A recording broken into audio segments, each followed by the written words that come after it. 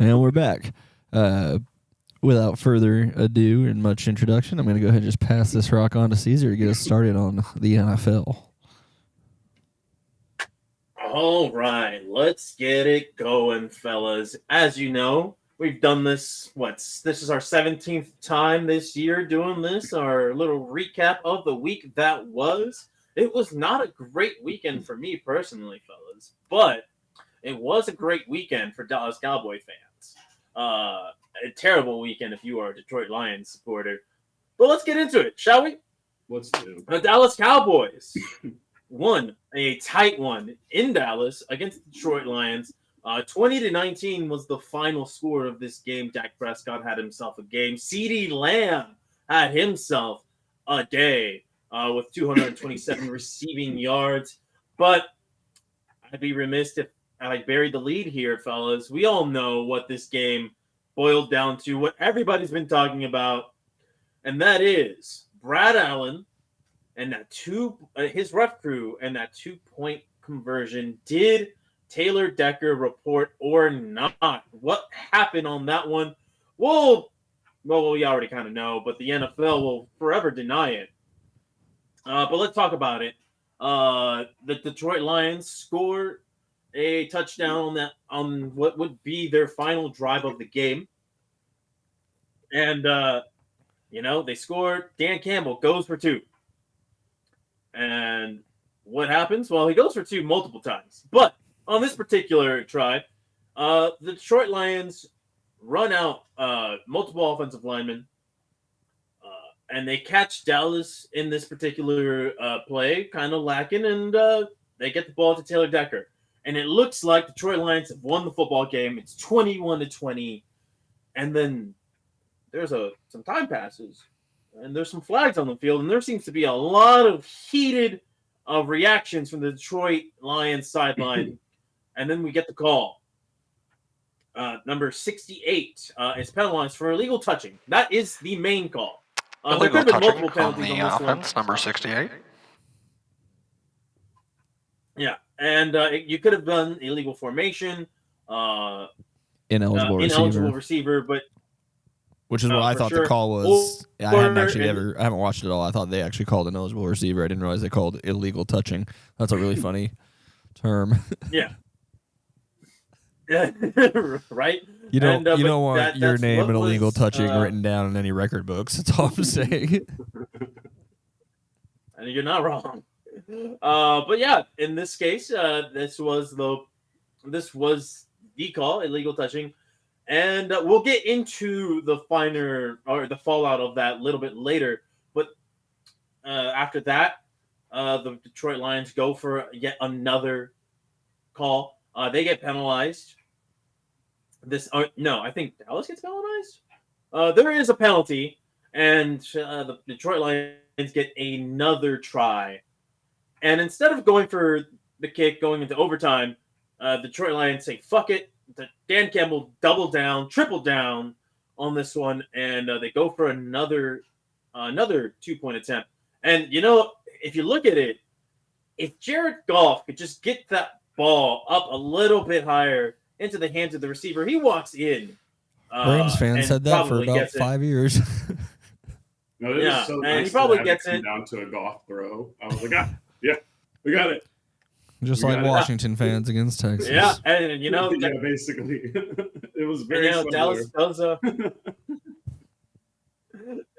Dallas gets away with one, and even I say that they didn't. I don't think they really got away with it. I think they were the better team all in all. But at the end of the day, the Dallas Cowboys do eke out a win. It was a tough game. The Detroit Lions have proven that they are a tough team to put away, and Dallas kind of struggled in this game for the most part. I don't really know what to kind of pin it all on. I mean, they couldn't get the run game going, first and foremost, but things were working in the pass game.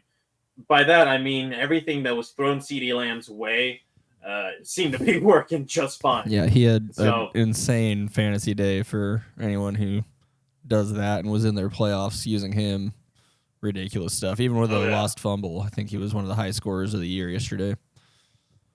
and back-to-back drops that killed the drive that could have sealed the game. So it was a very funny CeeDee Lamb experience all around. But I mean, that's sure. gonna always, I think, gonna be a thing with him for a few years at least. Is when he's going, he's up there with the best there is. Just how often are you going to get that is gonna be the long term question. Because he's scary, and I saw that a lot in college. Basically second in all numbers behind Tyreek, right? He's first in a lot of stuff, or maybe I don't know. Pretty much. Yeah. That's beautiful. Tyreek is leading. Yeah, he broke Playmaker Senior's record in 16 games, and I was very happy that he did it in 16. That meant a lot to me. Yeah, I mean, it's still tough to compare eras and stuff. I know, and I know how much more important Playmaker Senior was. Just add Emmitt Smith's numbers to this offense, and what happens to CeeDee's touches is I guess the question there. Yeah.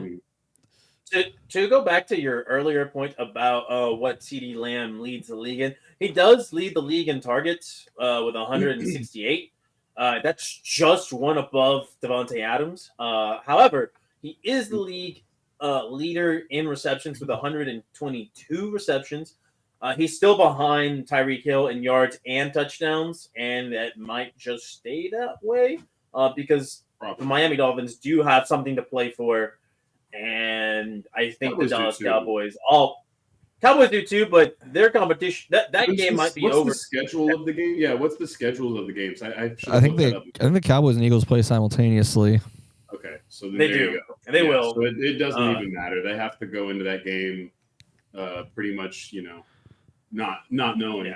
Yeah. The general idea for the Cowboys is to just get a big enough lead on Washington that everyone can chill out. Now I will say this: Tyreek Hill's season is still just a wee bit more impressive in that most of his stats have been put up in 15 games and CDs in 16, so there's like one game advantage. However, you can't discredit that CeeDee Lamb has been phenomenal. Like he's a top 5 wide receiver in the league today, right now. That's always fluctuating and changing, but for the most part, you can't deny what you've seen with your own eyes. Like he is a difference maker for the Dallas Cowboys. And he's living up to his draft position. I was going to say real quick, that was what the complaints were when they lost to the 49ers. Was that 2 years ago in the playoffs where Troy Aikman just started roasting them of like, why are you not just spamming your obvious best skill player? Like you don't have a deep enough offense to really spread it around that much. When you have one guy who's that much better than everyone else, he needs to be the most target. Like there's just no question because you don't have anyone else who can do what he can do. Yeah, because CeeDee Lamb is so versatile. He can play outside, but he does Dak's so not much Aaron of Rodgers, so his damage from you need CeeDee. Yeah, he does so much of his. CeeDee turns him into a different man. He gives him the confidence that he's Aaron Rodgers. And that's what you want out of your decent quarterback is to have one receiver who can push it up. So hold on. Yeah, is that Siri catching me? I don't know. Is that Siri Siri? just caught you? Or Alexa? Yeah. The iPad busted your ass out. Come and get me. That's my amazing. God. That's sorry. I was like, that's how beautiful. do I stop this? And it just kept repeating you, and I was dying. All right. That derailed the shit amazing. out. But back to Rodgers, CeeDee Lamb. But back to CeeDee Lamb though. He does so much damage out of the slot and on the outside. It's just so hard to defend him. And so, just to see that the Dallas Cowboys this season, I've realized, their run game isn't what they wanted it to be. And they have some struggles on the other receiving positions. So they say, fuck it, CeeDee Lamb is down there somewhere. And it has been very beneficial to Dak Prescott and this Dallas Cowboys team. And you saw it on Saturday night. Bethke, how did you feel after that game was over? Just as a fan, like, I think the feel like they earned it? You guys, they earned that shit. And of course, I would be remiss not to say that a hilarious tripping penalty was also thrown that would have, likely turned this game into that last drive. It ends the game if they call that correctly. Yeah, it's a funny tripping call. So I was going to mention that it's a really funny one. That is a really there's no reason for either you don't call anything or you call it against the Lions. There's no reason why you at all consider the because Cowboys did that. Was it because Hendershot kind of like kicked his foot out a little bit, like at the end? It's like, but it wasn't even like it was already past him. It's kind of like when when somebody pushes somebody and the ref just sees the response, almost like they just saw, and maybe it's just because the Lions and Cowboys were too similar of colors that they didn't exactly see what they thought they saw.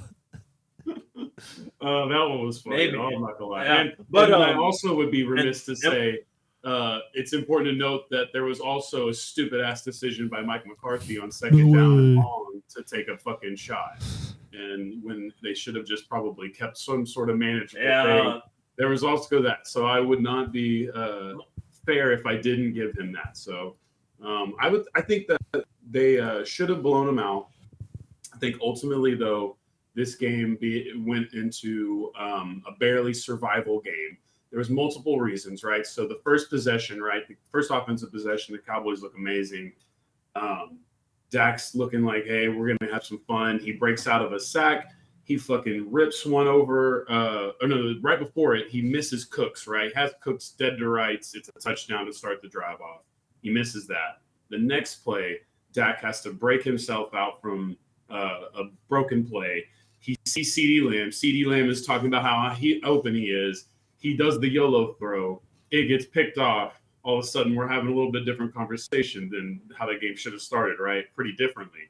But then YOLO Dak obviously comes in even bigger on the next touchdown, on the next drive when they get the ball back. Now you've got YOLO Dak breaking a tackle again, this time getting CeeDee Lamb, and then it's the second biggest touchdown or longest touchdown in Cowboy history. So YOLO Dak, I'm here for. We're very happy with YOLO Dak. I think that was a big part of it. And I think the only thing is McCarthyism. I think it's cost us the consistency. I think that's the biggest problem. I like McCarthyism. I like unleashing Dak, but I think its biggest issue is it doesn't necessarily help the consistency problems because there's certain drives like he had where so it was a false start. So they just got the bomb. They got the ball back at 7-3. This is another opportunity to really seize this fucking game early. YOLO bomb, it's a false start. Then there's a check down for a yard. Then he misses a shot downfield. That one was fine. It was one of those seam routes he likes to throw to Ferguson. The defense just knew it, and they got there first. But then on third and long, it's just this little toss out that basically gets like a yard, and you're just like, that is McCarthyism, the experience right there. I will say, to be fair, there's almost no coaches that do third and long well. I feel like everyone does it poorly. They always say we don't have a play for this or something, you know. You think in 40 years of passing football we get there, but last thing I would like to say about that Cowboy game is they did something. The only thing that really matters is they won the game. And that's huge in the NFL. That's the difference, is finding the ways to come out on top. So they did that against a pretty decent team. So hopefully for them and for you, Jacob, they can figure that out against some slightly better teams here in a couple weeks. Yeah, just only other notes, I guess, they're mostly healthy other than a torn plantar fascia for Tyler Smith that turns out to be a good thing. Well, because it's been partially torn for a while, so the full tear means he can just get over it and come back quicker than playing with a partial tear, I guess. I don't know enough about the science, but it was truly a stunning thing to read. The other couple notes here I wanted to touch on before we moved on. The defense with Dallas, I thought the most important thing I've noticed over this last 2 week span, even though last week it didn't really pay off as much. I think that they have started to look way more competent as a run defense, but really only on like obvious running downs, which I know may not be the most amazing thing in the world, but I think that provides just enough variety that coaches have to think about. I think Detroit screwed themselves multiple times. If they can't just run it down your throat, then that's a good thing. It's a step in the right direction. You don't have to stop all of them. Yeah. I mean, scheme, where they're putting Micah, the guys are jumping the counts. Like, they're doing a great job of dominating or at least winning the majority of those obvious rundowns. There's still plenty of other issues with that, and it's just a positional issue that they have. But That one's the big issue. And then last important note, prevent defense prevents you from winning, guys. Let's not forget to put that out there. Yep. And the Cowboys almost learned that lesson. The football gods were kind this time. Yeah, that's go ahead. No, yeah, I was gonna bring that up as my final note of the game is that Dan Quinn, I don't know, man. He seems to be regressing this season as a defensive play caller in some really tight spots. Because the fact that the Detroit Lions were able to get down 75 yards in 9 plays in less than 2 minutes, is a real indictment on him, I think. But he'd just be like, "Hey, it's a bend don't break defense." Because honestly, that's their I mean, to thing. be fair, that's basically every team in the NFL. That happens to every team, no matter how good the defense is. It seems to always happen to every team, at least at the end of the game. But it didn't break at the very last play, is what he tell you. And sure, it's just he got away with that one, but that's. Don't get me wrong. We'll talk about that. A part of me does sort of want Dan Quinn for sure to go ahead and maybe move on. Maybe like your coach said, maybe Nick Sirianni is preaching when he said, get that, let's promote Al Harris to defensive coordinator of the Dallas Cowboys and let someone else take another shot at old Danny Quinn. DQ. Yeah, I don't want to talk about Nick Sirianni right now. But he has changed a lot about the culture, so it'd be bittersweet. It is a weird defense. I get it. But it's been so much better than it was before it. It's a bit of an outdated defense from just in terms of the philosophy being a cover 3, because during the Legion of Boom that shit was immaculate, but offense is caught up, and then he has yet to really change. I mean, what's really helped him out, I feel, in Dallas is that he's had some really elite talent and he's made that scheme work. But now it's starting to kind of be caught up again, and that's the problem. And he just seems like one of those coaches who just he needs to change things up, and I don't know if he will. And no, you're right. I think when teams can successfully limit Parsons and no one else can contribute, because teams have done a good job of limiting Parsons games, but then now DeMarcus Lawrence has seen an uptick. Dorrance Armstrong is getting to eat. Diggy Zua is getting to eat. These guys, it's not because the team isn't getting, no one's doing anything. He's getting saved a lot of times because Micah's starting to get the help that needs to be around him when he is getting taken so much advantage of in the team. Obviously, every team deals with injuries, but they've been without their best cornerback all year, so that makes a big difference. I don't know about that one. They're wrong. Still there. Without potentially our greatest player of all time in the future Hall of Famer, DeMarvion Overshawn, who's finally out of the Cowboy fans. I'm telling you, the prophecy's almost here. Greatest Texas Longhorn to Dallas Cowboy is on the way. Just one more season away, boys. It's coming. The kids out there without a cast, let's celebrate. Who is number 1 on that list currently? Connor Williams. Connor Williams, not. It's the easiest one, but I'd take I'm trying to remember who even played for the Cowboys. Williams. I'd take Roy Williams over that. Oh, I got you. Jeff Swain. Okay. Boom. Mic drop. Oh. No. I forgot he was at Texas. We had a great UNT lineman, Brian. Did Henry Melton play for the Cowboys? There you go. Nah, not good enough though. He was pretty solid. We got one. Not with the Cowboys, but yeah. We got him at the end of his career, unfortunately. That dude was a running back in college. That was unfortunate. Yeah, Jeff Swain. Final answer. Okay. All right. It's pretty sad, actually. All right. With that, we will move on. We'll move on to the Minnesota Vikings. Patrick, due to some technical difficulties that I had with my car, I was not able to consume this game properly. So, if you don't mind letting us know how that game went down, because like I said, I didn't consume a single minute of that game. I watched some of the first half whenever I would turn around from my seat at Outback Steakhouse that night. It was out of hand early. Vikings couldn't do anything offensively. Season's washed. There's really not a lot to talk about. The Packers look okay. They might sneak into the playoffs here, but I wouldn't trust them to beat anybody. It's kind of a nonsense game. The Vikings just looked real bad. Your backup quarterback got benched for your backup quarterback. Just your backup quarterback. It's hard. Yeah, it's hilarious. I sent that Reddit comment I found to you guys. That's like, imagine Joe Flacco being out there and your team picks an astronaut. So that's what this season's come down to. I hyped up the astronaut a lot too, so I'll suffer with you. Yeah, same. I had belief in Dobbs for a little bit, but then he proved me wrong. I just wanted smart football players to be a trend. There's plenty of smart enough football players. You don't have to be quarterbacks, at least quarterbacks, because the quarterbacks concern me. We don't talk about it enough how much the quarterbacks concern me.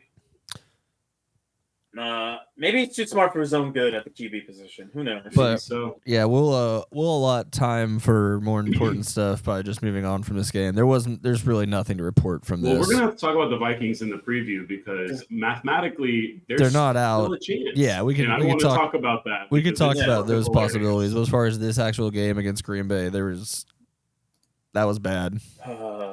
We couldn't even make it a one-score game. We have to move on to the next team. But we don't have to talk about it a whole lot. We can talk about it as long as you want. Calamari. I didn't watch it, so I don't have like a breakdown. All I know is that there was a point where I was like, "Oh my god, they're gonna lose," and I checked and I was like, "They did it. Those mad lads did it." All right, so all right, yeah. Let's go. Let's go ahead and talk about it. I know how it feels to lose to the Cardinals, my friend. So you just let it rip. Yeah, the one thing I had on the Cowboys all year, the Eagles are like, hold my beer. Yeah, right. They're like, just watch this. No, let's first. I'm gonna preface this first. I did not watch a majority of the game live as I was dealing with car issues at the time this game was going on. However, I did manage to catch a little bit of it because at one point I was like, well, now I just got to wait for a tow truck, so I might as well just stream what's happening in this game. And boy, do I regret watching any of this game. My guy. Okay, so for those of you wondering, the Philadelphia Eagles, you probably already know this. Philadelphia Eagles lost 35-31 to the Arizona Cardinals. They were leading 21-6 at halftime, and they found a way to lose the game. They lost to Jonathan Gannon, of all coaches, this absolute buffoon of a defensive coordinator who has no fastball, managed to just throw off the Philadelphia Eagles in every aspect, offense, defense. You could say special teams. Special teams wasn't a factor because the Cardinals didn't punt. The Cardinals did not punt in this game. But yeah, more. Let's get more into the meat of this game. The Arizona Cardinals knew one thing that they could take advantage in regard to the Philadelphia Eagles, and that is that the Philadelphia Eagles' run defense has deteriorated beyond recognition. James Conner ran all over the Philadelphia Eagles. Michael Carter was running over the Philadelphia Eagles. Even Kyler Murray. This team ran for 221 yards. And Jalen Hurts, he had a decent game, 18 of 23, 3 touchdowns. He had an interception, but it was on that Hail Mary. So I mean, that really doesn't count all that much. The Eagles were moving the football on offense until their final drive, which this drove me nuts. This is what led me to finally just I give up on Nick Sirianni. If he's back next season, I am fighting Howie Roseman in a bare knuckle street fight to the death, because in this last drive that the Eagles have, they get a holding call, so it's 1st and 20. What do? QB draw or QB run play. 2nd down and 16. What do?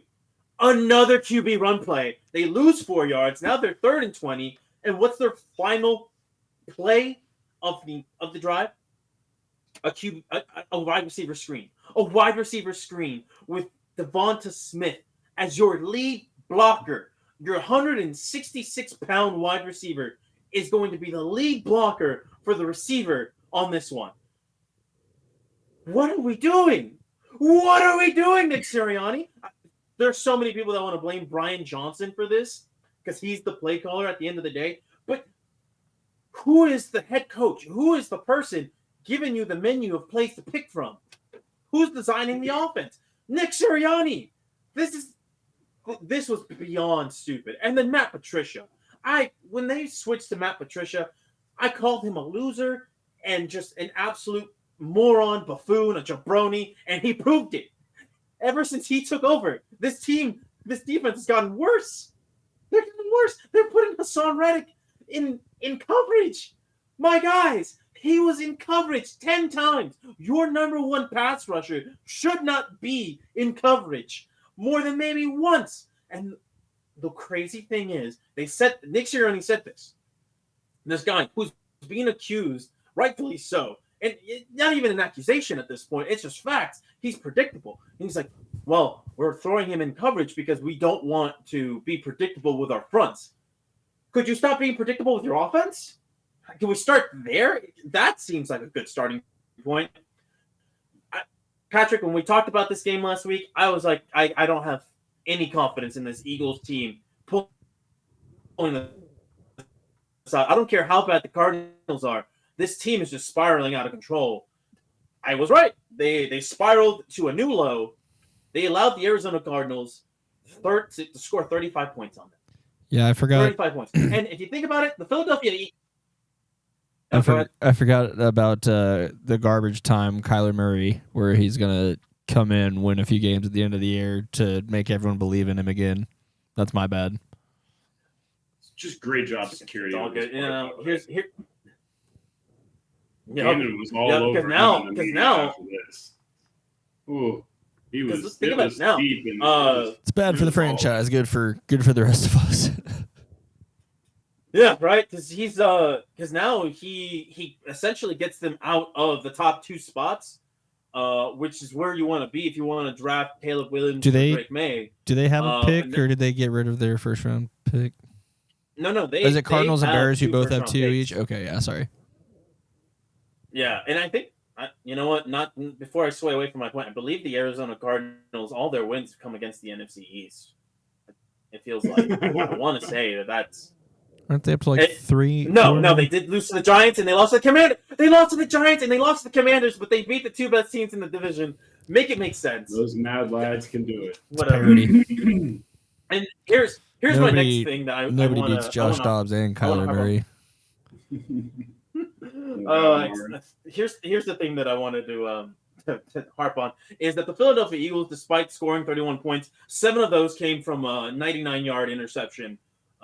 Pick six, which was pretty sick. Really, it was a great play. Like that was the only time the defense looked good. But dude, that also means they drove all the way down to your 1. Yeah, they scored 20. They scored 24 points on offense. You let Jonathan Gannon hold you to 24 points on offense. This buffoon who has no idea what the hell he's doing. Knew how to stop you, Nick Sirianni. He knows Sirianni. So you should be embarrassed. You should be embarrassed. And he knows less thinking equals talent takeover. And you know what? In this case, I don't think that Nick Sirianni has been thinking at all.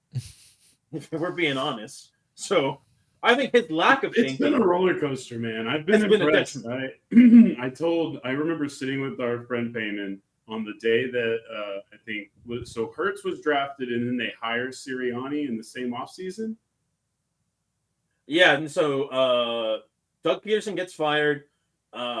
Weird. It was a weird timing because they announced that he's coming back, and then the very next, like a couple days later, Peterson he gets fired and for a bunch of not coaches starting have already Hurts? been hired at this point.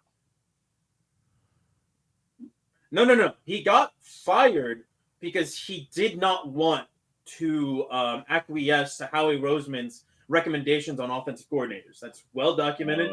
Okay. It's well documented that Howie Roseman has the most control over the coaching staff than the head coach themselves.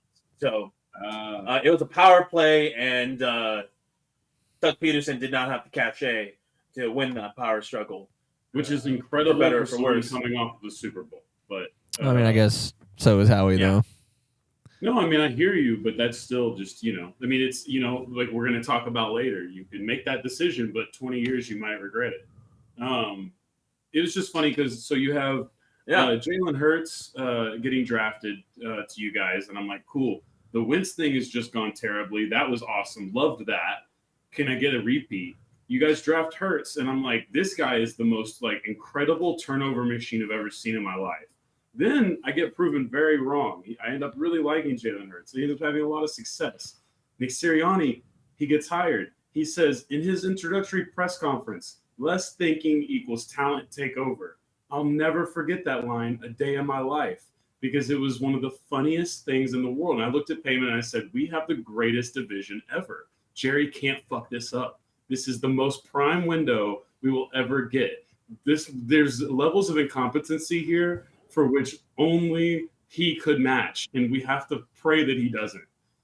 I was like, this is incredible because all the other stuff that was going on. Daniel Jones was just drafted. Washington we were terrified of, but then Washington was about to go through the Dan Snyder thing, so we didn't even know what was coming there. And then now you have this. Then don't get me wrong, this all can change so quickly. The Eagles can change this year that quickly. But it is incredible from a hater's point of view to have watched this roller coaster with you. Yeah, because year one, Nick Sirianni, 9-8. They make the playoffs because they're the new 7th seed and they get blown out. But you're like, you know what, this team, there's no expectations for them to be in the playoffs to begin with. So you're like, all right, well, we'll take it. Year two, incredible. There's two extremes, right? There's two sides of the spectrum of an NFL season, and the Eagles were on the one side that you want to be on, right? Super Bowl, right there, elite team, kicking everybody's ass. And then this season, expectations are high. Granted, there's been there's some turnover on the defense, but you're just like, you know what? Everybody on offense for the most part is back, for the exception of 2 players. But you have an in-house replacement for one offensive lineman, and he's been pretty solid. And then you go out and you arguably get an upgrade at running back. And you think, all right, this should be, it might be a step back, but this should be a title contender. Whatever happens, still title contender. And you look at the record and you look at the quality of some of the wins, and you're like, yeah. But then you actually look at how everything is unfolded, and you're like, oh, this is a fraudulent team. I've never seen a bigger fraud than this team. They do not deserve the record that they have. And you ask yourself, as an Eagles fan, so what does Nick Sirianni bring to this team? Like, actually, right? Because he's like, he doesn't call plays, right? He's not a play calling head coach. He gave up those play calling duties. And he says he made the decision to switch to Matt Patricia. I don't believe that necessarily. I don't even believe that he's the one who hired Sean Desai. I think that was all Howie. And then, Nick Sirianni has to bite the bullet on that one publicly. So I'm like, all right, so what do you bring to this team? Because you're not actually an aggressive head coach. He's done a lot of conservative coach bullshit that I'm totally against this season. And I think he has to be bullied by the analytics team and Howie Roseman to, do something. Like, actually be aggressive.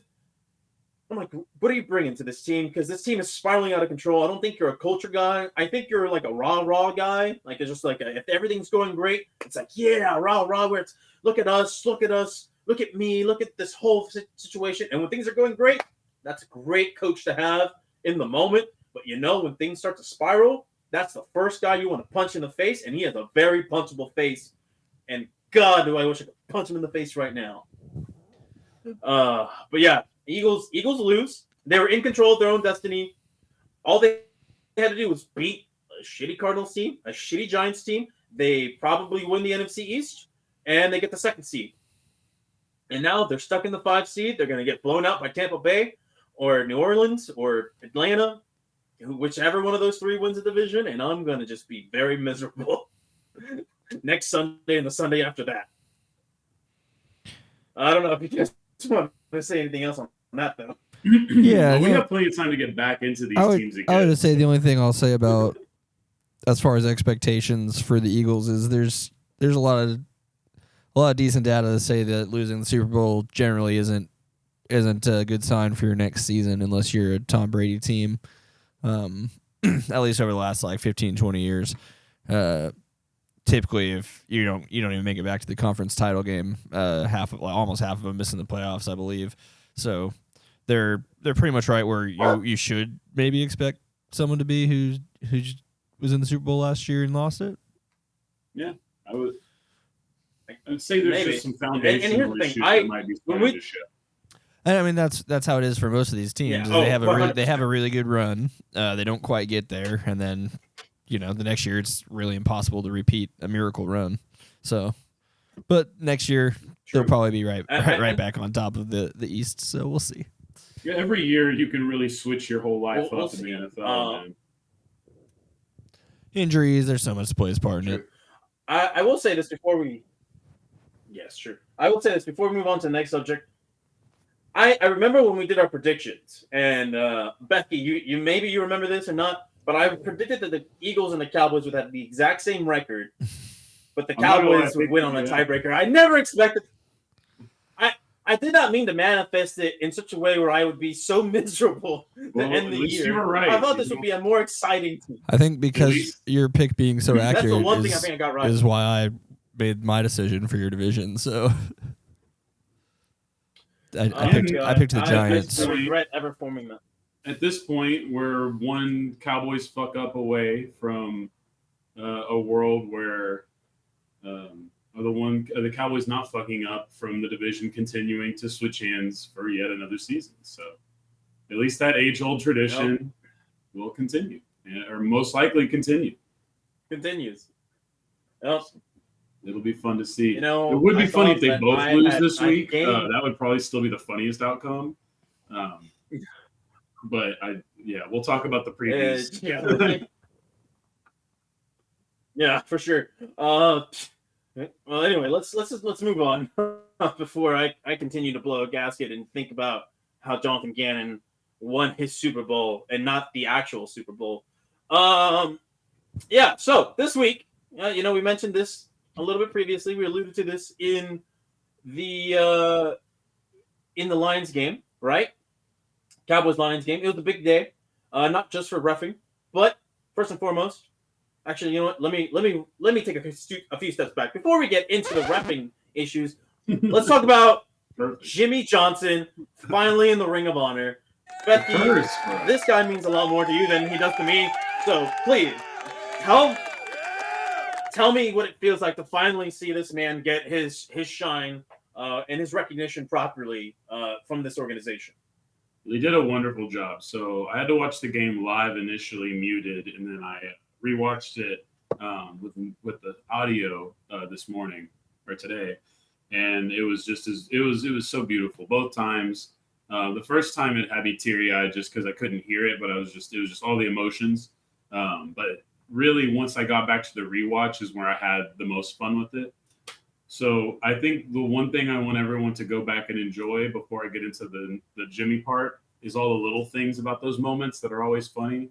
Like Randy White's CTE being very visibly on display. Where that's funny to you, huh? Look, it made for a funny ass moment. I'm sorry. It made for a funny ass moment. Because he's not, I don't know what was going on exactly, but Randy White is just looking at Troy Aikman and just shooting the shit with them while they're doing the whole announcement of everybody that's in the ring of fame. He's just sitting there and Troy's like, yo, they're on you. And he's just like, no.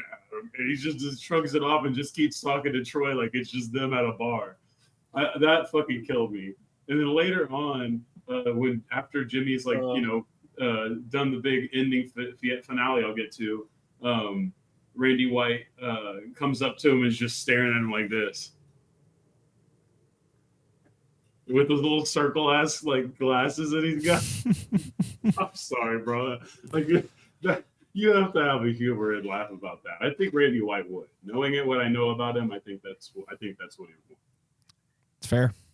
The other stuff, so I think the sweetest part was Jimmy being so excited that he did a little jog that I'm sure that his doctor was probably a little worried about, but he gave that little, you know what I mean? He kept himself feisty. I could tell how excited he was. It's important to keep active. It is important. The second closest moment to that was when I saw Michael Irvin ugly crying behind his shoulder. That was pretty sweet to see because, Michael Irvin's just a very funny character.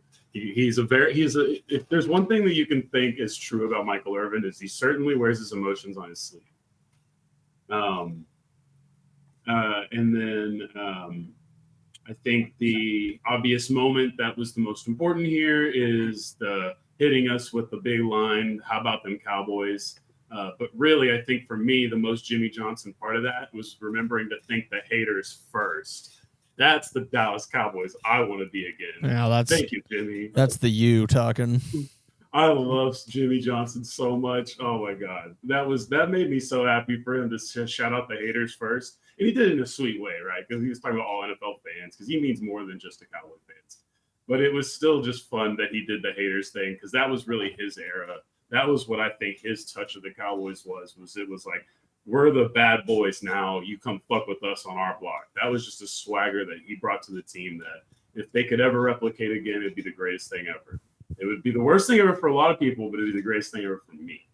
And then the final thing I want to say is I certainly don't know exactly where everything's located, but I hope that one is across from Jerry Jones, because seeing 89 to 93 should be as painful for him as it is for me.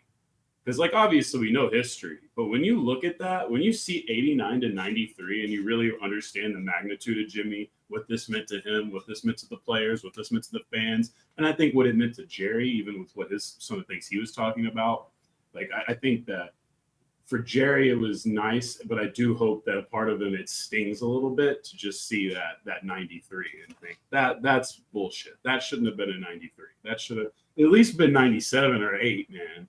You know, you could have blown it up later. You guys could have just fucking stuck together. But as they said, they were just a couple of kids that bought themselves into America's team's history. And when you think about it, not just bought it, but, bought and then built it. And so it's kind of cool. Yeah, there's no way we can't really wrap our heads around it that the Cowboys were a dead brand almost at that point.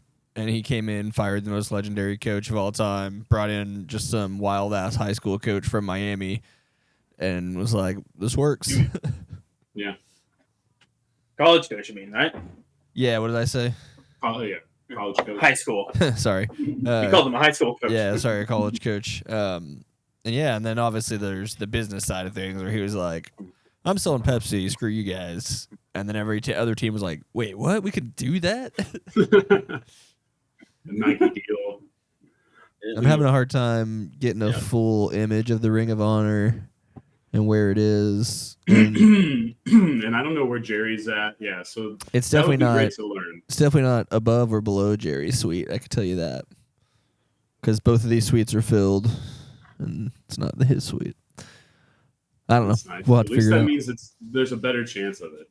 Either way, though, that was he doesn't want to. Yeah, he doesn't want a shot of Jimmy's name with him right above it like that. It was a sweet. Yeah, no, I figured too. I figured he wouldn't do it right below him either. So I knew that there's a good chance that he's probably gonna have to look at it a little. It's just in a corner somewhere. Probably. I mean, it's wherever the next space is, right? I don't know. Are they like slots that you can just move around, or? No, I guess I never looked enough to figure out. I was always aware of the Jimmy Johnson curse, but I think I grew up such with a brain that it was never going to be broken that I never actually thought about the day that like it could happen. I never even looked for the spot. That's how desolate this felt for so long. Maybe it's just like fridge magnet letters that they got to put up every day.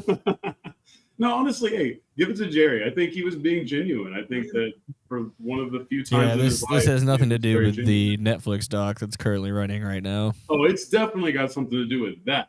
But look, timing is everything with Jerry Jones. This is the best you're going to get with him. Jimmy knows that.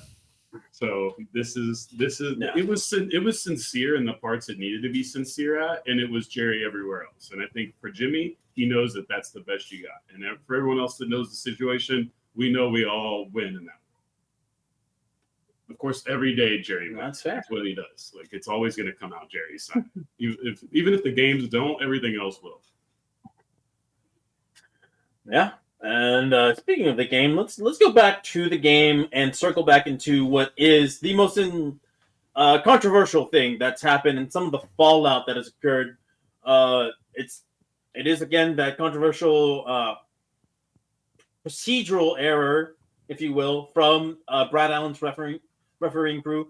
And that's what I'm going to call it, because there's too many people, too much visual evidence that shows that Taylor Decker was the one who talked directly to the referee, calling himself eligible.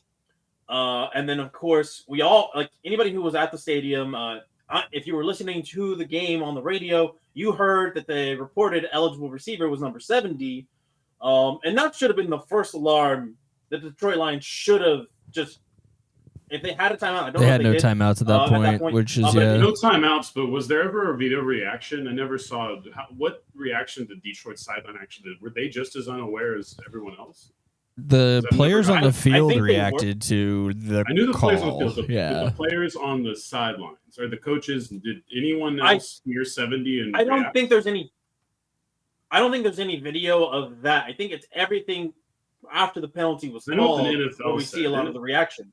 Yeah, and the So the NFL basically NFL was just, okay, so, yeah, go ahead. Sorry. No. So what essentially happened is that the NFL kind of doubled down on what Brad Allen said, which was that he saw number 70 coming in, and because he was the one that was coming onto the field, the last one to come onto the field, despite what was being told to him, he's like, all right, we're just that number 70. He's the guy. Look, you just look at the report and you're like, man, there's just, I can't take what he's saying seriously, just simply because we see the evidence. You're telling us one thing, the visual evidence tells us another thing. And of course, the shield is never going to throw the refs under the bus. And sure enough, I believe today the NFL came out, or a video came out today that was sent to all 32 teams, essentially telling teams how they're supposed to report eligible, and trying to show that Brad Allen wasn't wrong. And then they used the video showing where Brad Allen was wrong. So there was, and I think they were using some sort of thing about Becky, how it's like a communication error with another referee too, or that he was like he overruled it because another official. Well, look, part of the issue with this specific thing, and the Lions themselves admitted it, was the entire plan was to be deceitful. So at that point, you are putting it in the hands of someone else to fully understand what's happening. It's an archaic system anyways, as far as who's checking in. It should just be look at the freaking line, and if the line is set correctly, then whoever's on the outside is open and whoever's covered is covered. But for some reason they still do this dumb check in with the ref nonsense. And there's a lot of angles to look at this from. So from one angle, let's look at it from like a pro Cowboys angle. If you look at the play, right? The Dallas Cowboys defense defends that play as if number 70 is going to be the eligible receiver. Yeah. And they had everything. They had everything locked down. That's why 68 is so open. So that's why he's so open, right? So you could say from a pro Cowboys angle that even if Taylor Decker and the referees, if everything goes exactly how it's meant to be, where 68 is reported eligible, everybody in the stadium knows he's reported eligible, that play is probably shut down. You could spin it that way. And then you look at it from a Detroit Lions angle, and then you're like, well, we don't know that for sure because look at how the play ran. The refs are incompetent. And yes, and then I'm not going to go from a pro ref angle because I refuse to give them any credit. They've been so bad this year. They've been bad a lot of years, but this year feels really egregious. Now let's look at this though from an NFL fallout. And that's that Brad Allen has been downgraded in the playoffs. That I don't think, if I saw it correctly, he will not be refereeing in the playoffs, and his crew is being broken up. But here's the thing. All ref crews are broken up once they get into the playoffs anyways, because they try to put all the best referees together. Because not every referee goes. There's like a tier system in all leagues where, like, once the playoffs happen, the top tiers of each officials go on to be in the playoff pool. Yeah, and here's the thing. This is, I think, the first time we've seen a national media head and a reporter go in on the refs on such a big platform. And I'm talking about Adam Schefter. If y'all didn't see it, Adam Schefter went off on this reffing crew. And I don't think we've seen that. We've seen it from players. We've seen it from coaches. Not so much because they are, liable to get. I would say the Saints fined. the Saints Rams playoff game had the most I think I'll probably have ever seen. Yeah, that was a big one. It was a pretty big. Yeah, one. and that one did change a rule for a season. That was a big one, and we saw for at least one season pass interference was a challengeable penalty for one season and one season only. Mixed reviews on that one, mostly negative, because they didn't overturn a single one. Yeah, they didn't do shit. It was wasting our time. Yeah, it didn't do shit. Yeah, it's a waste of time because you're essentially telling a referee, "Hey, you're wrong. I want you to go see that you're wrong." And referees, they don't want to admit they're wrong. No, it speaks. I think it speaks to a larger issue that they just need to make these guys full time and have them doing more reffing training and all that nonsense, and also updating football to the 21st century a little bit technology wise. A little bit. The chain gang Exactly. getting We all saw that. And we saw that in the Texas Alabama game where Texas Washington game where they have to catch the chains up, and it's like no you don't. You do not have to. We all have it on TV. We know where this line is. You definitely don't have to bring a chain out when a guy's 3 feet behind the marker. It's just unnecessary. And there's already chips in the ball. So you might as well just put chips all over the field so you have sensors to know where the sidelines. Amazon using some different camera stuff for their presentation of the game too. Very likely. I think there was some Amazon shit too. And there's no reason for the NFL to change it. I mean, they're making more and more money every year, so they're never going to actually have to. But as a fan who wants, a complete game, it would be great to see them get rid of some of these archaic rules, not having the refs address the media the same way players have to, that kind of thing. Yeah, there's no accountability for the referees, and not just that. Back to the NFL, making the refs full time. They are the league in all North America, probably the world, with the biggest revenue pool, right? And they're the only ones with part-time referees. They don't share revenue. There should be no reason for that. Owners are so greedy, bro.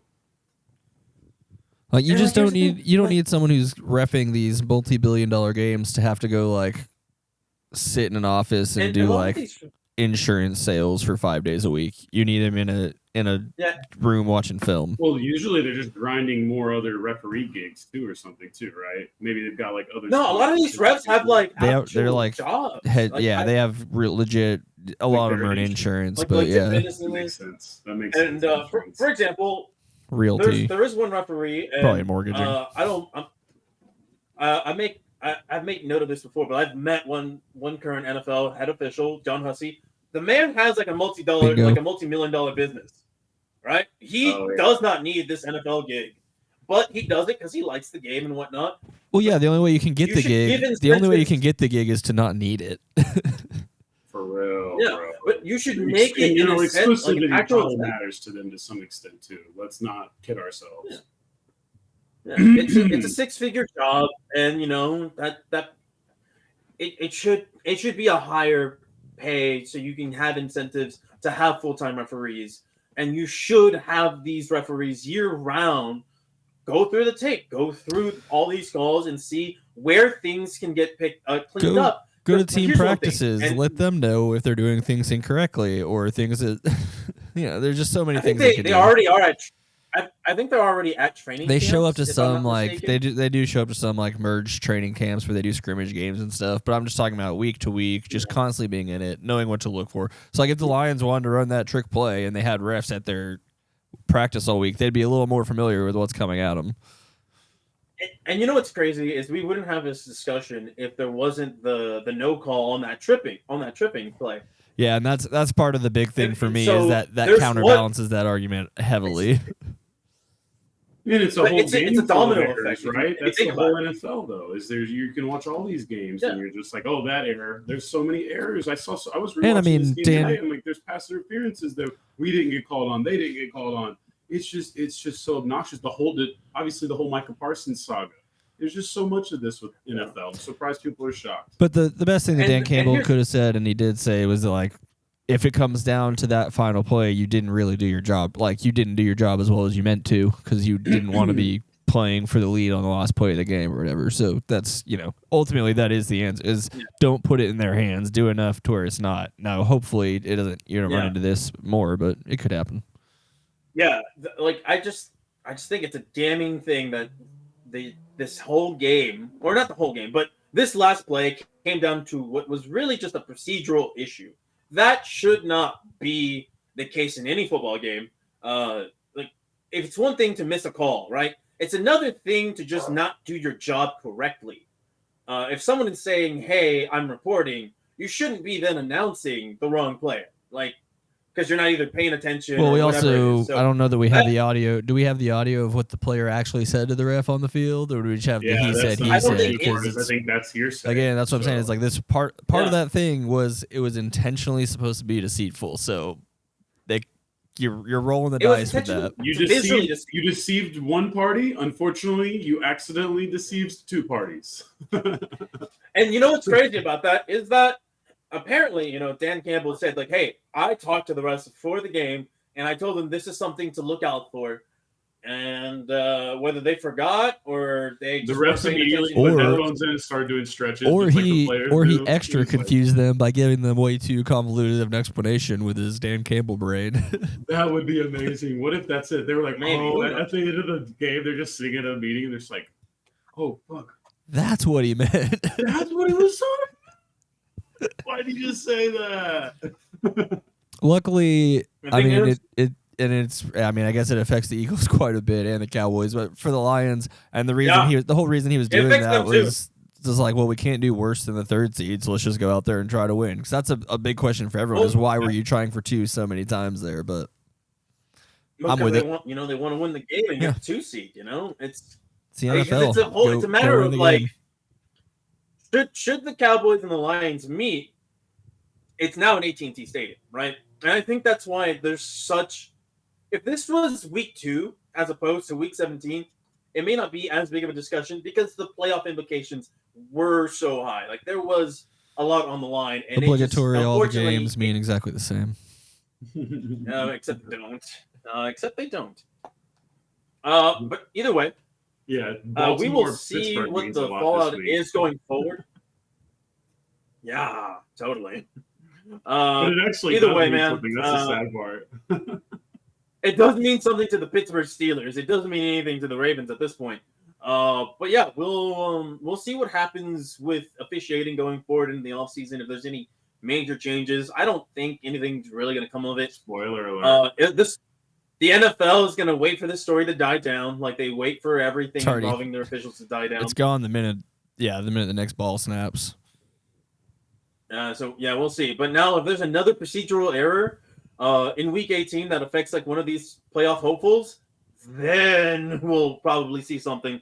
But the NFL's hoping that again none of this happens.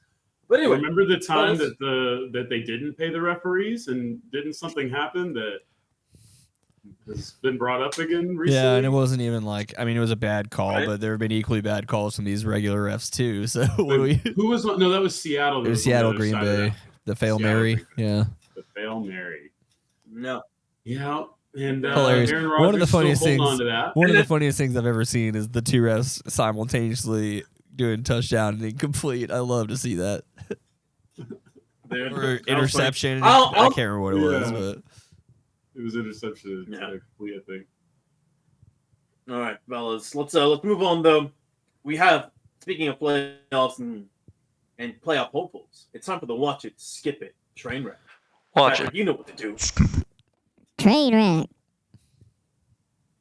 All right, fellas.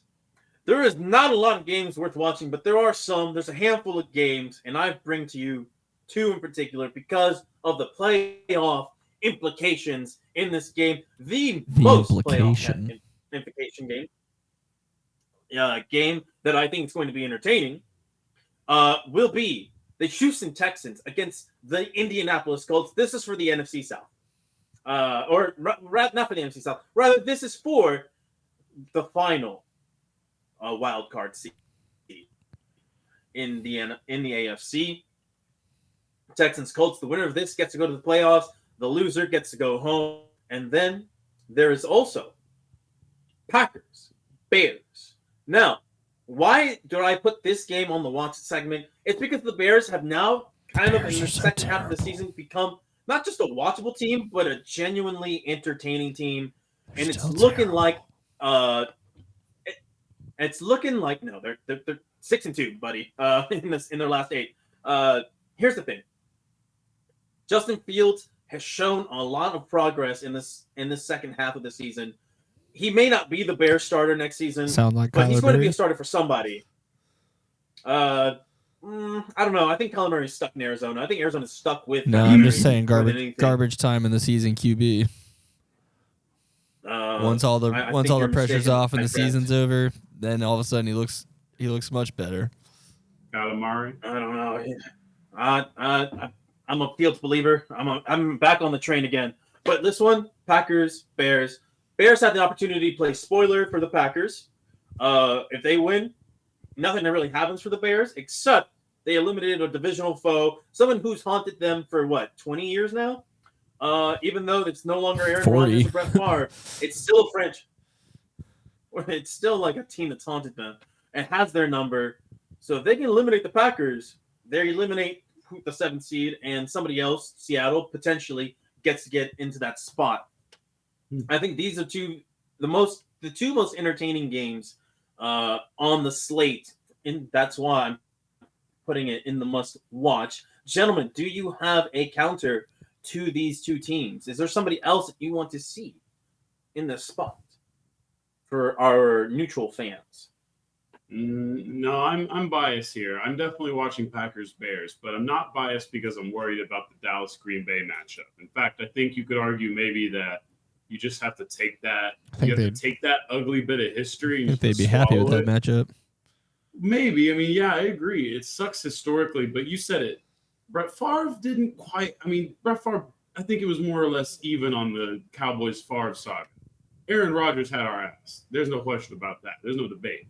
So you have to hope that maybe the cycle is back on to if Jordan Love is their next guy for 20 years, hopefully we get at least 50% on him like we did Favre. Favre was a little bit more generous with the turnovers, so we'll see about that. But, yeah, I think when you look at all the potential 7th seeds, and once we get into the playoff prediction, I think you'll actually see there's another potential 7th seed that I would love to carve a path for because it would just be a hilarious situation.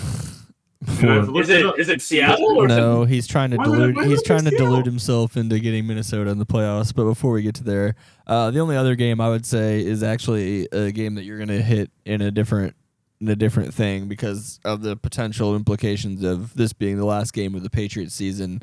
Could be worth watching to see if Bill Belichick coaches his last game in New England. Just for that one fact, not the game itself. I couldn't stomach watching that game. It's a sad end to an era potentially. But it's two bad teams, man. It's going to be an ugly game, not worth watching. Even if it's worth maybe looking like for 2 seconds, like, oh, this could be Bill Belichick's last game. All right, let me put something of higher quality. Well, his last game there, someone's going to hire him. He wants that Shula record for sure. Oh, yeah. Yeah, and I would think somebody would. I think the Chargers really are such a great culprit. Washington. Washington's really low-key good one. McCarthy once the Cowboys lose in round 2. Cowboys. Yeah. All right. Betsy, do you have a game that you would like to? Do you have a game that you would like to offer as a must-watch candidate? No. Like I said, I'm in on Packers Bears. Justin Fields. I want Justin Fields to save his career. I want them to get Marvin Harrison Jr. in Chicago. I want the Bears to have something fun to watch. I want to see how quickly he can break records. You want him to be the next Megatron, to be retired in 8 years?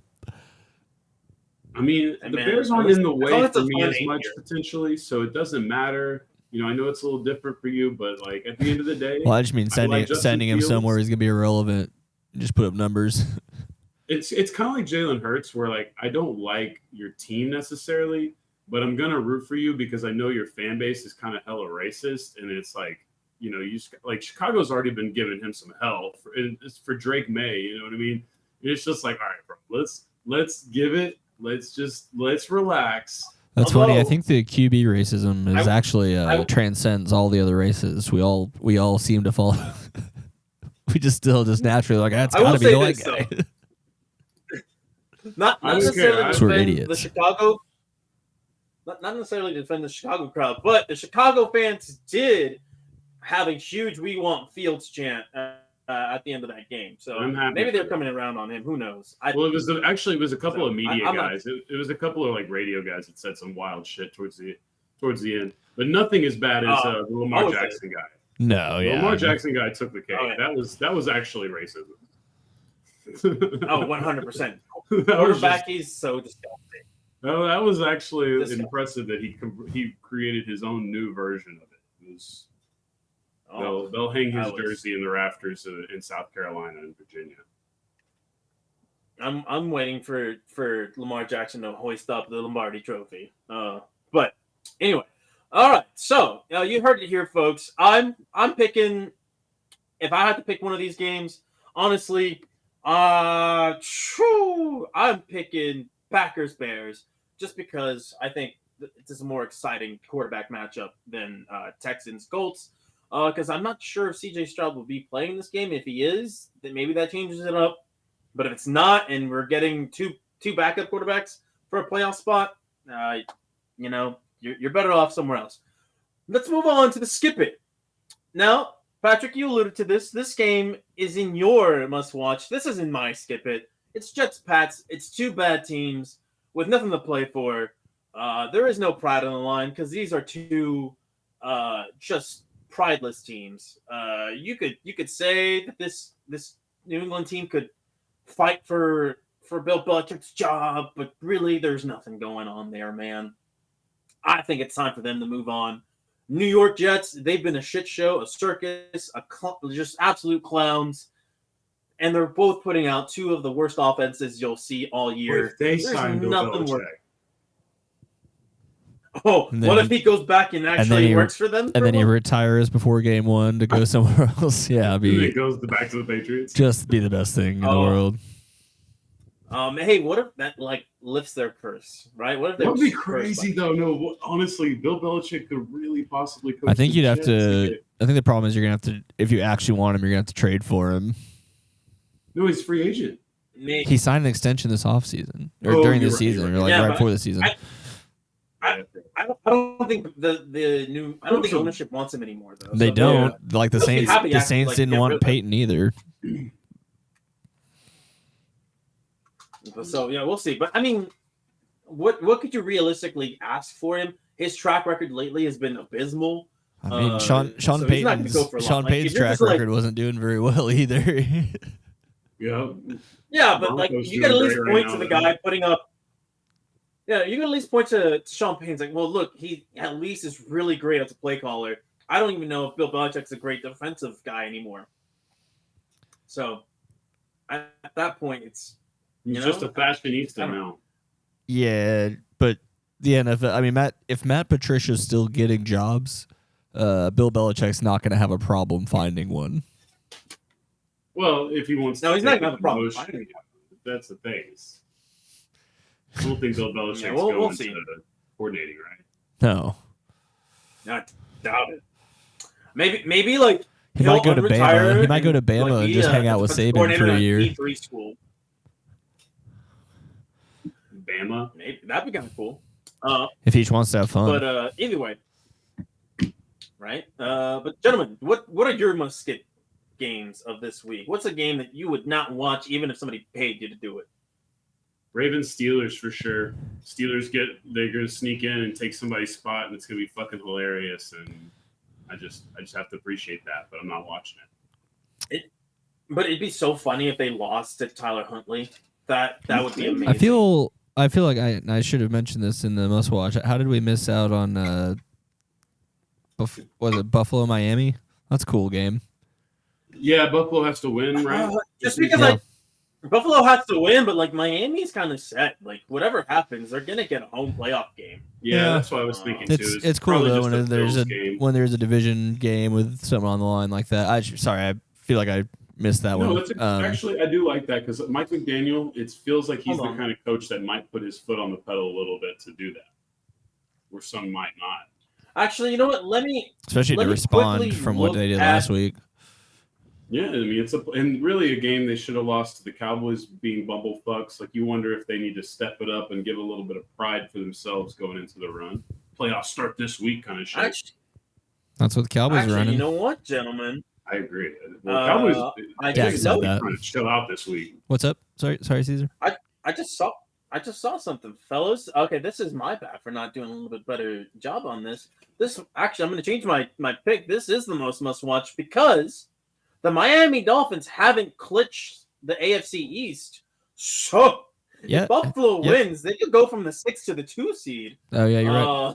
Because they have a tiebreaker over Kansas City. If I'm not mistaken. But Kansas City has to lose to San Diego to the former. Well, no. San Diego here's the thing. Here's the thing. Even if they finish with the same record, the Chiefs and the Bills, the Bills would get the tiebreaker, obviously, and then that would be the 2 seed. So this Bills Dolphins game might just be for the 2 seed in the AFC, and it's the last game of the year. And the loser gets the second.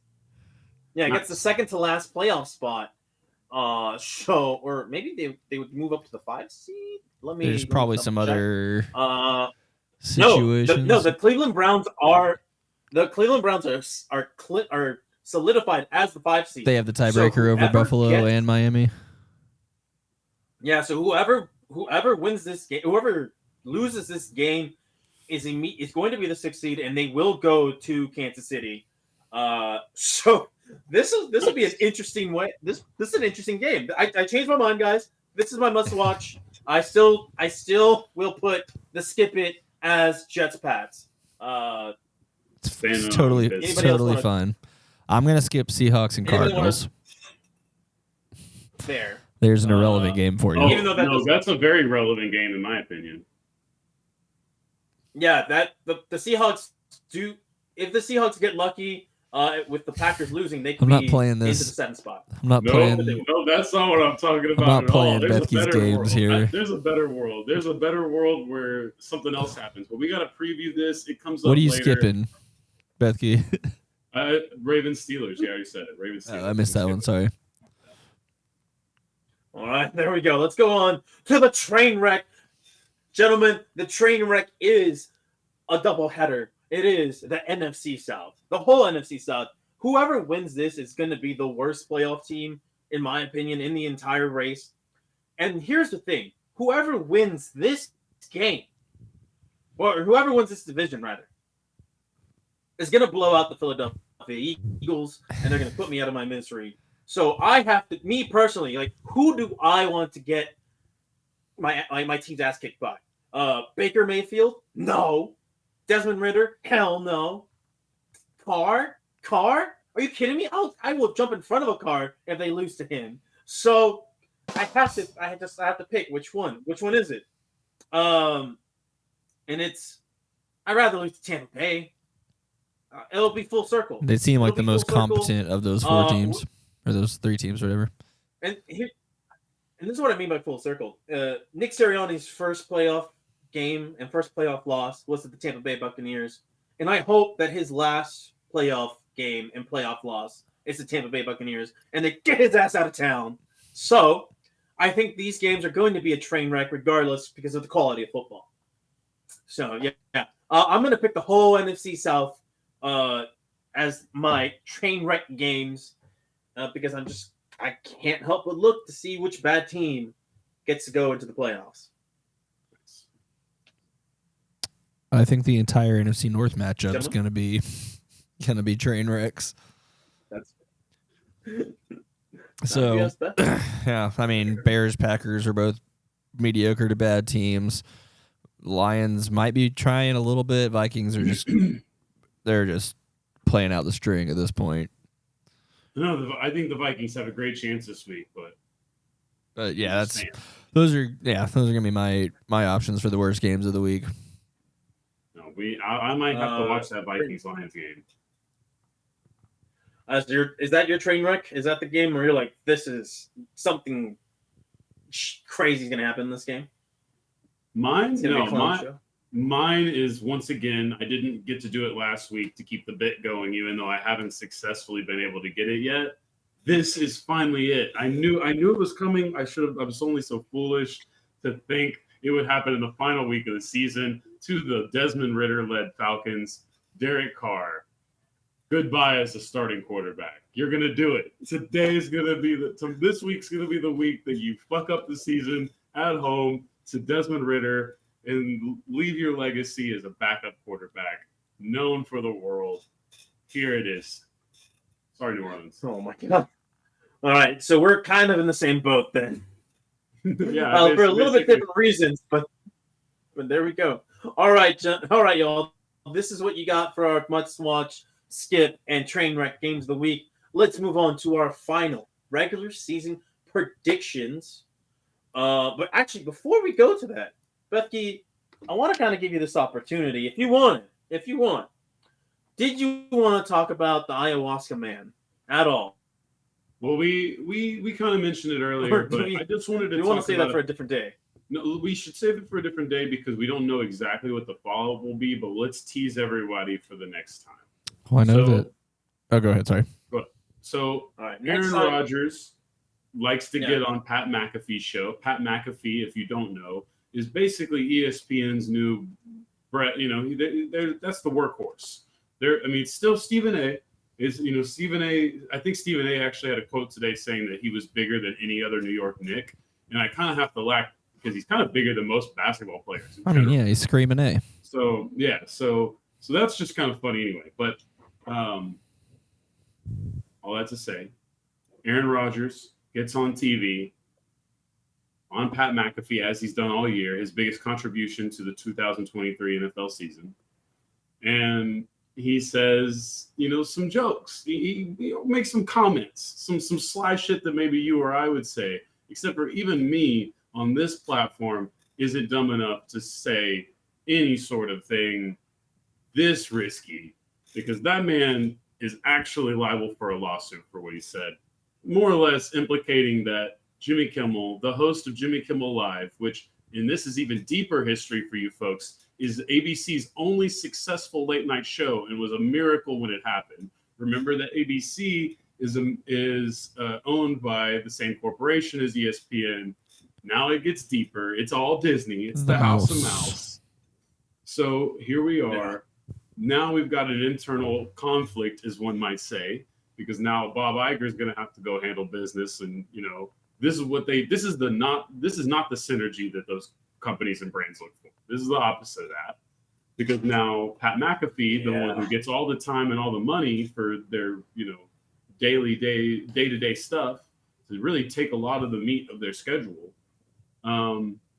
He already kind of walked it back, did a little apology today. He put sleeves on, big deal, really made sure to let everybody know he meant it. Apology. I respect it. Make sure they know. It's a very Kenny Powers move, I would say. So put the sleeves on and let them understand that you mean business.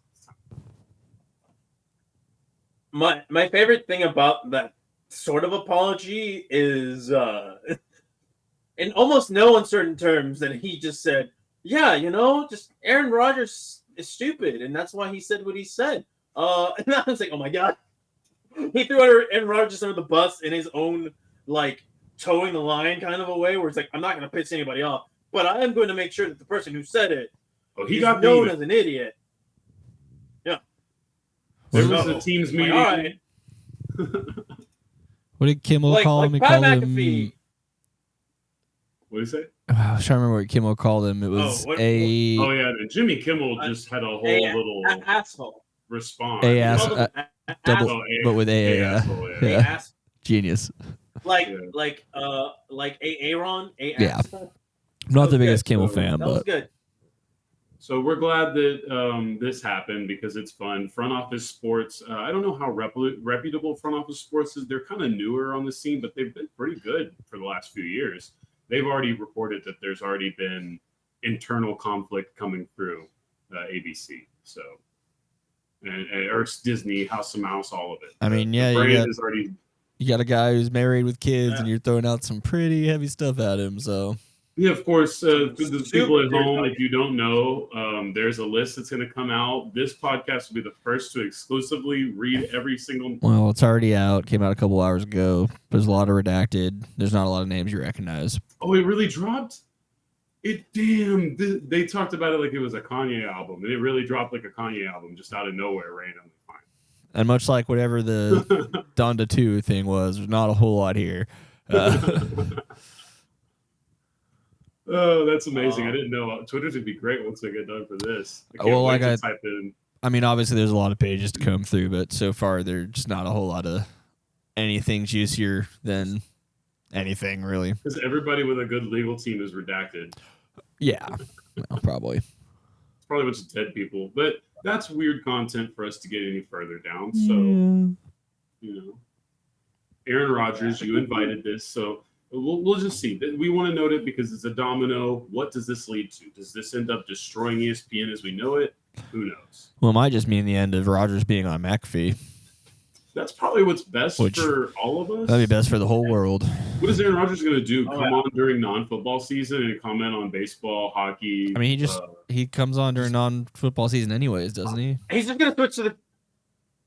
Is this just going to be the Joe Rogan Aaron Rodgers is gonna podcast? switch over to Joe Rogan Sports channel? I mean, yeah, Aaron. Yeah, if Aaron wants to move over to Truth or whatever. Have you tried elk? Have you tried elk?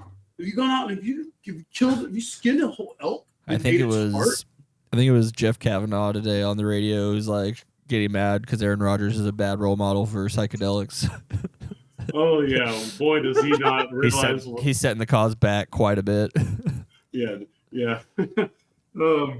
I think there's some people who broke some ground before him on that territory, but I feel the sentiment. All right, what do we got? We should probably We got to wrap up. Keep it reasonable time. Let's wrap it up with the predictions of our final predictions of the regular season, gentlemen. So we'll go ahead and we'll start off with the first game on the slate, and it's the Minnesota Vikings at the Detroit Lions. Now I have a feeling where I think Bethke's going to go in this game, but I'll tell you where I think this game's going to go, and it's going to go in the favor of the Detroit Lions. I just think they're going to kick the shit out of the Vikings.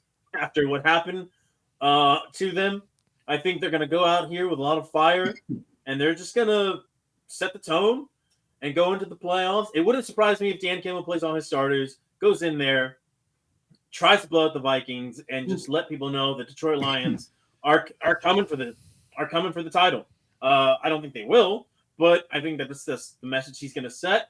I think the Detroit Lions go up on the Vikings 35-14 to end the regular season. Patrick, I'll give you this prediction before we go on to Bethke's prediction. Sure.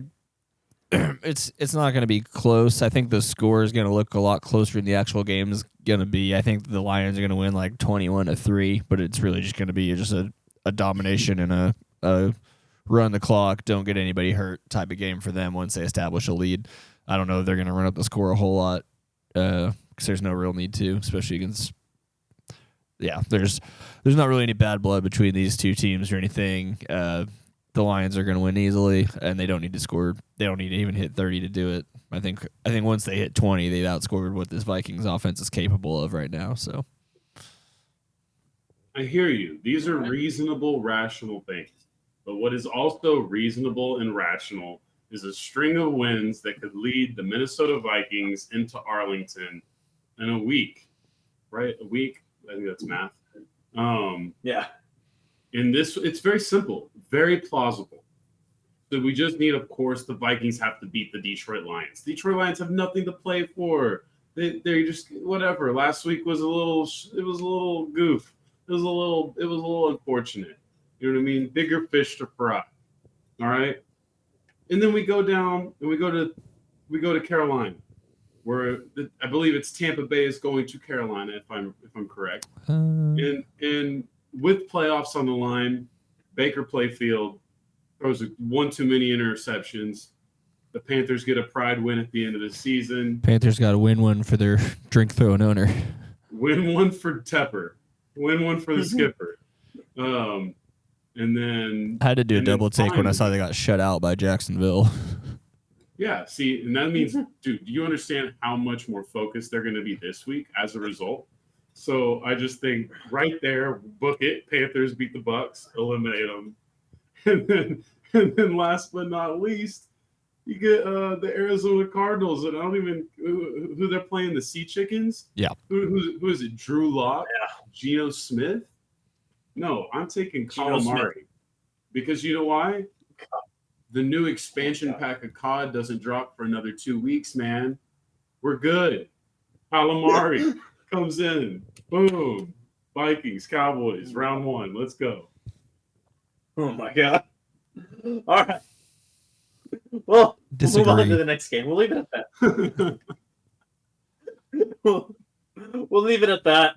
And then the next 2 games, we have the Eagles at the New York Giants and the Dallas Cowboys at the Washington Commanders. These games will be happening simultaneously. And yeah, let's just rip the fucking Band-Aid off with this Eagles one, right? They're gonna go to New York. I think they're playing against a Tyrod Taylor-led New York Giants team. And yeah, fuck it. The Giants win.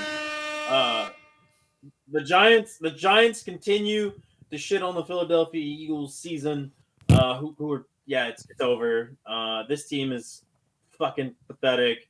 They have no answers on defense, and despite all the talent in the world on offense, they have an unimaginative head coach, and that hamstrings the already shaky play caller that they currently have in Brian Johnson. So yeah, Giants win 21-20.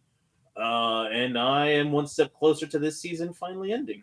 I don't know if you guys see it differently, but that's how I see this game going. I'll go ahead and jump in. No? All right.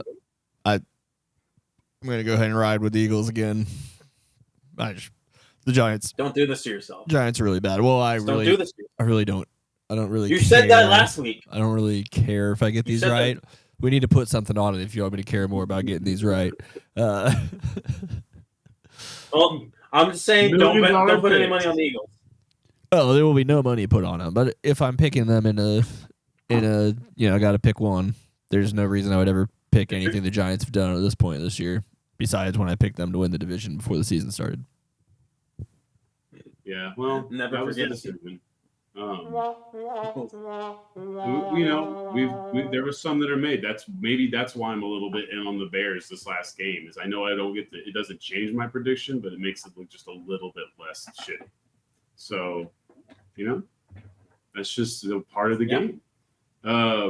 Yeah. So for this one, I maybe got a little crazy. Some might say, but I think that I still was being very reasonable, rational.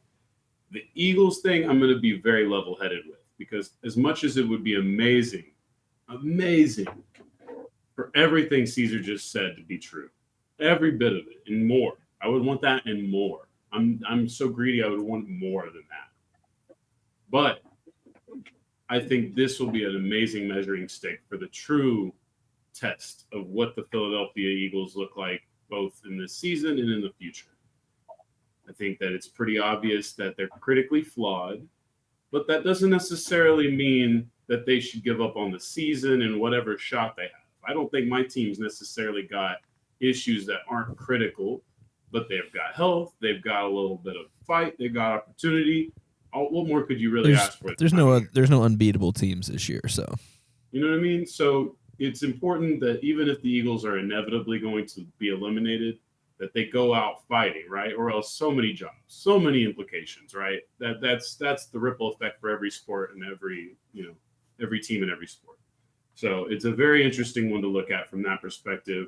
Of course, I'm rooting for it to be a complete shit show, but I don't think it will be. Oh, it will be. I think the Eagles probably delay this conversation for another week. So I think what'll actually happen, and because both games are happening simultaneously, is I think both teams, both Dallas Cowboys and the Philadelphia Eagles, will be keeping track of what the other team is doing, and seeing what they do with their starters, right? Because technically the division isn't actually over. Mathematically, it's still possible for the Eagles to win should Dallas lose to Washington, which I don't think will happen, but we'll see what happens in the second half. I think the second half will determine the outcome of this game. So if it's a close game at halftime between the Giants and the Eagles, and say that the Cowboys in Washington is a blowout, I wouldn't be surprised if Philadelphia just shuts the starters down, and then essentially throws the game away. And that's why I just don't have any faith that this Eagles team will win the game, because I don't think Dallas is going to give them enough motivation to win, right? I think they would rather go in with their starters half rested and try to turn things around in that first round. Realistically, I mean, you have a good opponent. The thing is as much as I'm happy to, I guess, randomly be given a division and the second seed with home field for, I think, 2 games potentially, right? Or no, it would be 2 games for sure if they won, right? So, I mean, that's amazing. Obviously, Jerry wants that. But for me, I was loving the life as the 5th seed for a bit there, too, because I was just like, we got to play the South? Like, fuck yeah, let's roll, man. I want to, hell yeah. I want Yeah, but we need our annual curtain story, so. Yeah, well, hopefully, I think there was some minor curtain issues early in the season. Maybe that was enough. No, I mean, if it didn't. There's only been like 1 or 2 3:30 games. If right? the playoff game didn't affect it, then none of the regular season games are going to matter to him. That's fair. Well, that's definitely true. Yeah. No. Either way. Yeah. Either way, moving on to the last game of the season, Dallas at Washington. This one should be a blowout, and I'll tell you why. Because the best quarterback on that Washington team will not be playing. Jacoby Brissett will not be in this game. He won't. It's already confirmed that he's he the won't best be started. On the roster. I like Hal way better, because at least he's a fun roller coaster. Of chaos. No, like if you want like a roller coaster ride, absolutely. But if you want steady quarterback play and actual good quarterback play, and when I mean good, I mean like for a league average, I think that's what you get in Jacoby Brissett. This was Sam Howell's year as like, hey, we're gonna roll you out for the majority of the season to see if you are the guy. Like, it's clear that Jacoby Brissett is nobody's franchise quarterback, but he has a track record of playing well. Yeah, he wasn't bad in Indianapolis. He wasn't bad in Indy. He wasn't bad in Cleveland either. I just think Sam Howell is an underappreciated commodity from an entertainment perspective. Yeah, I thought he did pretty well this year given what he was working with, but he's just the I didn't watch enough games. I didn't watch enough games to actually know how he was playing. Obviously, I was just seeing numbers. But he's the kind of quarterback that just knows that he can throw the football directly through human beings. And he believes it in his heart, and you can tell every time he throws the ball that he knows one day that ball's just going to go straight through someone. Listen, I'll put it to you this way: if you ask Terry McLaurin who would he rather have a quarterback, I guarantee you he'd say, "Give me Jacoby Brissett," because he at least throws the ball my way. Where Sam Howell just does not take advantage of his best players. Yeah, this might be the end of the. There's that. This is probably gonna be the last game of the Ron Rivera era in Washington. Oh, this is the complete end of an era in general for Washington, right? Now with their new ownership, there's going to be a whole third name turnover in the last 5 years. Washington. Yeah, there's going to be maybe that'd be the best one, I think. But in this game, I just think Dallas is going to blow out Washington. This Washington team has no teeth on defense because they traded away their best pass rushers, and they just. Outside of that defensive line, right? They had nothing else to hang their hat on defensively, and offensively, they're hamstrung by a guy who is throwing picks at an insane level. I think he leads the the league in interceptions. Sorry. Yeah. Washington doesn't have anything to play for. Dallas can solidify the 2 seed and the division with this. I expect a blowout. Give me Dallas 28. Washington 10, and that'll seal the deal for the Dallas Cowboys and continue the tradition of the NFC East not having a repeat winner since the Philadelphia Eagles did it in 2004. Beautiful, gentlemen. Yeah, I'm kind of with you. I don't think there's a whole lot to say about this game. The Cowboys, just on paper, should just go ahead and take it. I don't know how big of a blowout the score will be, but I don't think it's ever going to feel like Washington's in this game after the first couple drives. Well, let's remember two things, boys, because you guys nailed it. Two important things. Pray for health, because this field, never forget what field this game is being played on and why I hated it from the moment the schedule dropped. Never ever FedEx, was happy about the fact that FedEx was the last fucking stadium on the tour. That's why I really didn't want a position to even be playing for anything in this game. I really had rather Philly been locked in or Dallas been locked in and not have this game mean anything. But I think they can probably figure out their way to game manage through it. Hopefully the injury bug that has sort of stayed away, other than some of the early stuff, some of the little nagging stuff, mostly stays away for a little bit longer. And also, the most important thing, it's not going to happen, but if we find out that the active list has Trey Lance as the backup quarterback and not Cooper Rush, that's going to mean something. All of a sudden, that means a lot, because now I'm really wanting to pull Prescott way too early and to just I was gonna say, have fun. Can't they even bring the third QB in as like the reserve and still put him in? You just can't put the other guy back. He's not allowed in unless one of the quarterbacks, the two other quarterbacks, can't go. I believe is the rule. They have to be medically unclear. And even if you could, I think the rule is once the emergency quarterback is in, he can't come out for another quarterback. Yeah, I wouldn't know that. That sounds about right. It doesn't matter. You can switch them out. So, yeah. Basically, Hey, the speaking only of way it happens backfield, is if he's actually the number 2 on day of the game. Yeah. And speaking of bad fields, Bethke, the Eagles' last game of the season is on that fucking trash field at MetLife. So I feel you there. So here we go. Yeah, MetLife is taking quite a bit this year for sure. Yeah.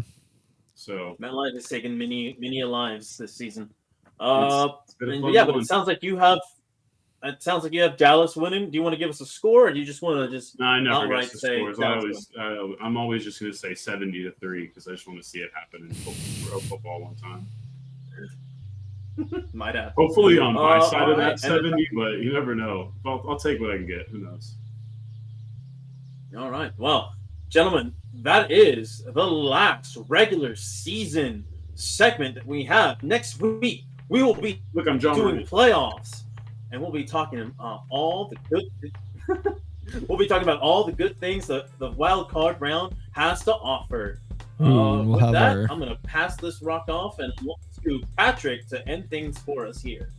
Just a forward tease, we'll have our early pre-rankings for this offseason's Head Coach Fight Club very soon. That's something to look forward to. It should be a little bit more fun this year. We've had a year to do it, and we're gonna have some. And we'll have Black Monday soon. Yes, that'll be a big part of it. So look out for that. LeBron James, Los Angeles Ja Lakers, Morant, Yankees, Taylor Los Angeles Swift, Dodgers, Toronto Maple Leafs, Jeffrey Epstein. Dallas Cowboys.